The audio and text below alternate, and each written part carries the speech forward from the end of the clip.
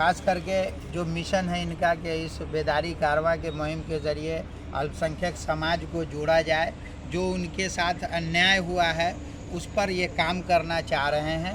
तो चूँकि हम लोगों की भी ऑर्गेनाइजेशन है पहले से, ऑल इंडिया मुस्लिम बेदारी कारवां, जो नॉन पॉलिटिक्स है, उसके ज़रिए गैर सियासी तंजीम है जिसके ज़रिए हम लोग काम करते थे।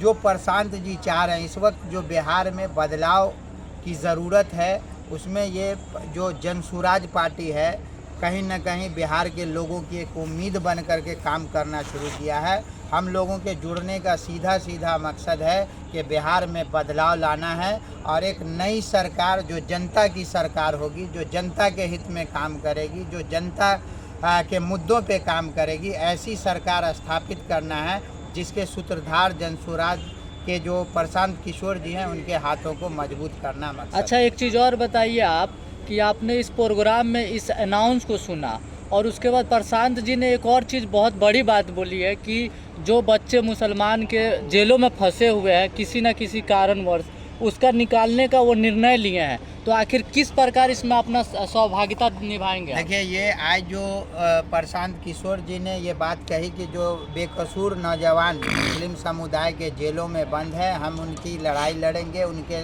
को न्याय दिलाएंगे।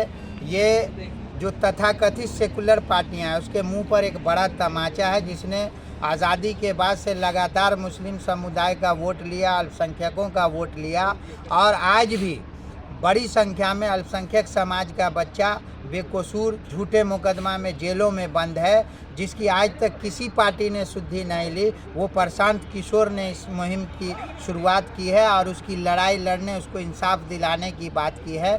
ये एक बड़ी बात है। हम तमाम लोग उनके साथ हैं और जो भी ऐसे लोग हैं जिनके साथ न्याय नहीं हुआ, जो जेलों में बंद है, उनको चिन्हित करके हम लोग देंगे और उसको इंसाफ दिलाने के लिए प्रशांत किशोर जी ने ठान लिया है। निश्चित रूप से हम लोगों को उम्मीद है। तो बेदारी कारवां में आपका मतलब कहना यह है कि आपका सहभागिता जो रहेगी पूरी तरीके से रहेगी? बिल्कुल बिल्कुल। और आप जैसा कि आपने प्रोग्राम में भी आप शामिल रहे और अभी भी आपकी आपस में बैठक हुई, तो बैठक के दौरान हम जानना चाहते हैं कि इस चीज़ में क्या चर्चा हुई जो स्पेशल आप लोग की बैठक थी? देखिए, आज जो उन्होंने अभी जो हम लोगों की बैठक है हुई, उसमें उन्होंने विशेष रूप से ये कहा कि जो आज हमने शुरुआत की है बेदारी कारवां मुहिम की, उसमें पहली प्राथमिकता है कि रमज़ान करीब है, आप लोग जितने भी बेकसूर नौजवान जेलों में बंद है, जिसके साथ इंसाफ नहीं हो रहा है, ऐसे लोगों को चिन्हित करें ताकि हम रमज़ान से पहले उन लोगों की रिहाई कराएं। जो ये सत्याग्रह इनका चल रहा है,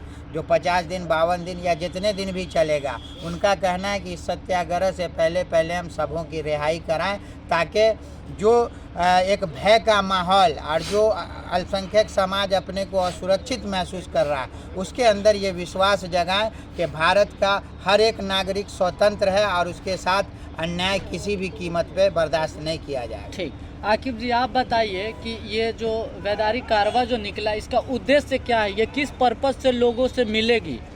ये बेदारी कारवां जो है, इसकी पूरी टीम 20 तारीख से पूरे बिहार में निकल रही है और जैसा कि आप प्रोग्राम में देखे होंगे कि जो लॉन्च किया गया है वो पूरे बिहार के मिशन पर जो भी मजलूमों के साथ, गरीबों के साथ जो अन्याय हो रहा है, खास करके अल्पसंख्यक समुदाय के लोगों के साथ जो अन्याय हो रहा है, उसको बेदार किया जाए, उसको जगाया जाए कि आपका मेयार कैसा रह गया है, आपकी सियासी मेयार कैसी रह गई है, आप सियासत में हिस्सा क्यों नहीं लेना चाहते हैं, अगर हिस्सा लेते हैं तो क्या सिर्फ वोट देने का हिस्सेदारी आपको मिल रहा है, सियासत में हिस्सेदारी कितने प्रतिशत आपको मिल रही है।